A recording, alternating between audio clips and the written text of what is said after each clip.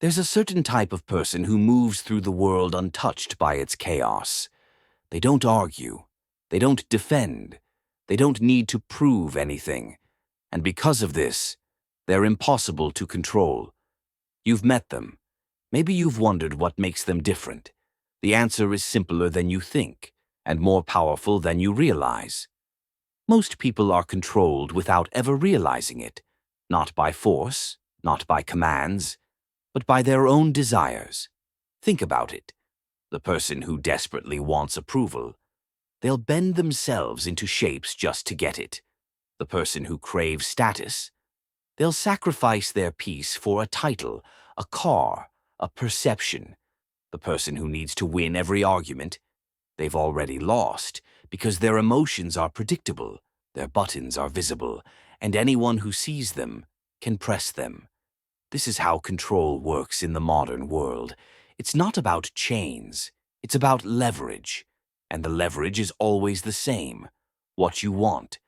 But there's a way out, and it's rooted in an ancient understanding of human psychology that most people never learn. Thousands of years ago, philosophers studying human nature discovered something profound about the mechanics of suffering and control. They observed that most human pain doesn't come from circumstances themselves. It comes from our attachment to how we think circumstances should be. And this attachment is the invisible chain. Here's the insight that changes everything. Act with full commitment. Do what needs to be done with skill and precision. But release your grip on the outcome. At first, this sounds passive, like giving up, but it's the opposite. Let me explain. Attachment is a leash. When you're attached to an outcome, whether it's winning an argument, getting promoted, being liked, or proving someone wrong, you've handed control to that outcome. Your peace depends on it. Your decisions bend around it. Your emotions rise and fall with it. You're no longer free. You're reactive, and reactive people are easy to manipulate. But the person who acts without attachment, they do what needs to be done, fully, skillfully, with precision. But they don't need it to go a certain way. They're not indifferent. They care deeply about the quality of their action. But they've released the outcome, and this makes them psychologically untouchable. Think about what this means in practice. Someone insults you. The attached person reacts, defends, argues, spirals. The detached person observes, considers, responds if it's worth it, ignores if it's not. Either way, they remain unmoved. Someone offers you money, status, validation, but it requires compromising your principles. The attached person calculates, is it worth it? The detached person already knows the answer. There's nothing to tempt them with, because they don't need it. This is the difference between those who can be controlled and those who can't. Detachment is not weakness. It's invincibility. Let's get practical. Why are detached people so hard to control? First, they can't be baited. Manipulation works by triggering emotional reactions.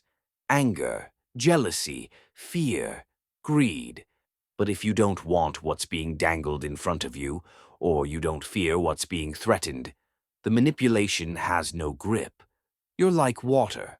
The punches pass through. Second, they make better decisions.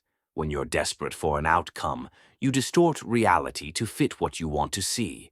You ignore red flags. You rationalize bad choices.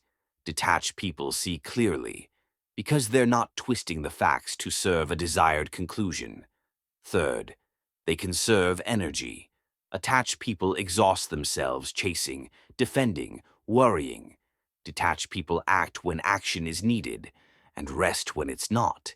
They don't waste emotional bandwidth on things they can't control. This is what ancient philosophers called steady wisdom. Steady not because nothing affects them, but because they've mastered the art of acting without being owned by the result. They understand something most people never grasp. You can control your actions. You cannot control outcomes. And the moment you confuse the two, you've become controllable. So how do you cultivate this? Step 1. Identify your attachments. What do you need to happen for you to feel okay? Approval, success, being right, recognition? Write it down. Be honest.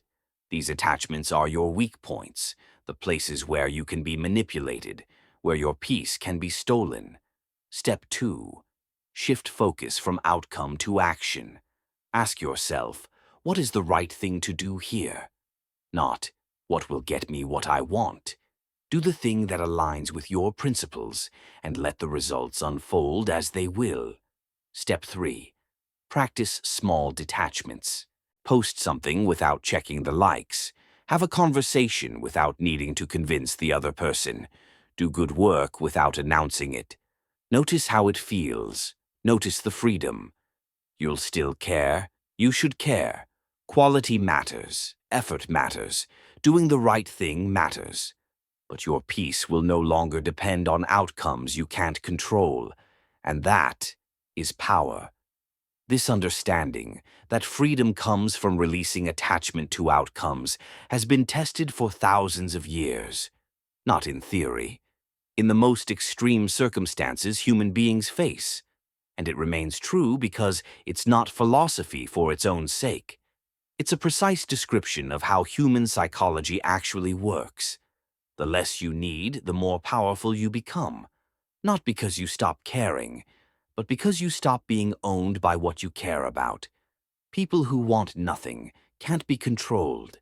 They act with clarity, they move with purpose, and they remain steady, no matter what the world throws at them. Think about that question.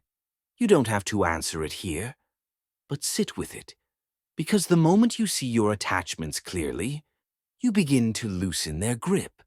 If this resonated, there's more where this came from, but only if you want it.